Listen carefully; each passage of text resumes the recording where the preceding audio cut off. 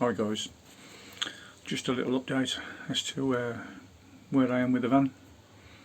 Obviously I ain't really done a fat lot, been too busy with work. But I say, I have done a couple of little jobs. I've dropped a little clanger with the solar panels. I fitted 5 solar panels to the roof and wired them all in series, not realising that the voltage, the open circuit voltage, exceeded 100 volts. 100 volts, which meant that I was going to have to buy a bigger solar controller. So then I thought I'll wire them in series parallel, but obviously with having an odd number I couldn't do that, so I bit the bullet and bought another solar panel. So obviously I've got 600 watts of solar on the roof now, wired in series parallel, which meant the open circuit voltage, even with the extra panel, was only, I think it was 65 volts, as opposed to being over 100 volts, which meant I could buy a cheaper solar controller. So I've gone with the Renogy Rover, the 40 amp, which appears to be a nice bit of kit. I've also gone with the basically the complete Renogy package, a 2000 watt inverter, the 40 amp DC to DC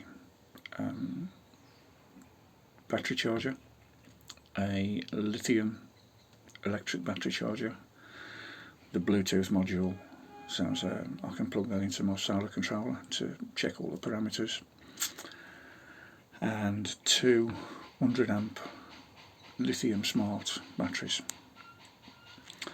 I say I've gone with Renogy. They're not the cheapest, but they're not the most expensive brand, but at the end of the day they are a well-known brand and they appear to be reliable. So I shall be fitting that when I get a little bit more further on with the van build. Obviously I'm nowhere near that yet. What I have been doing now, so I've put all the wiring up for the ceiling lights, and connected those up ready with the Wago clips ready to put my lights. I've also purchased a awning rail light. Now there's a couple of them on the market. There's the main one, the Dometic, which is bloody expensive. I think it's £145. Probably a bit more expensive depending on where you get it from. And then there's another one which is basically a copy, and it does exactly the same job and it looks more or less identical.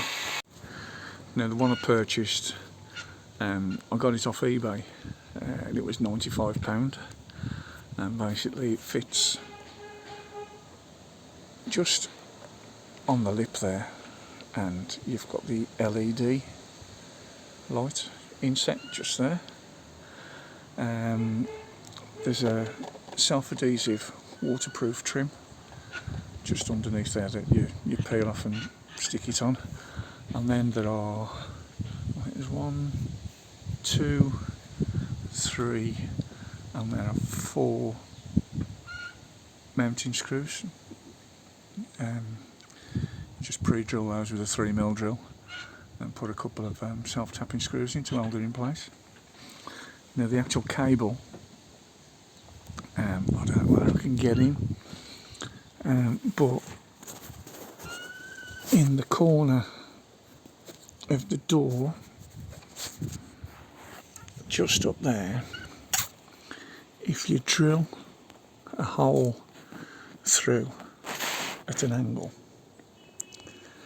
the actual cable comes along the side, which I've just covered in a bit of Sikaflex. Push the cable through the hole just up there, and then filled it with Sikaflex, and then the cable actually comes out just inside. Obviously I've wired that in. I've got a spur coming off my this is going to be my ceiling lights. I'm having 4 ceiling lights down the van, and obviously I've got my positive feed. It's going to come across. Not to forgive the noise, one of my neighbours is having wooden floor fitted. So the spur comes across, it's wired in to the light, and then this little cable here, this one, is actually going to be the switch. So what I've done is I've connected the positive and negative, basically the negative up to the spur there, and the positive is connected to this one here, and then I ran another live feed. I'll say live, this will be the switch. This will be connected to a switch. So when you switch it on, the current will flow down the one, back up the other, into the light. So I'll have a little illuminated LED rain gutter for almost half the price. So the only thing I had to really buy for the awning rail is when it was delivered, it didn't actually come with any fitting kit, which basically we just nipped down to the local hardware store and bought 4 stainless steel screws. I think that was 60p.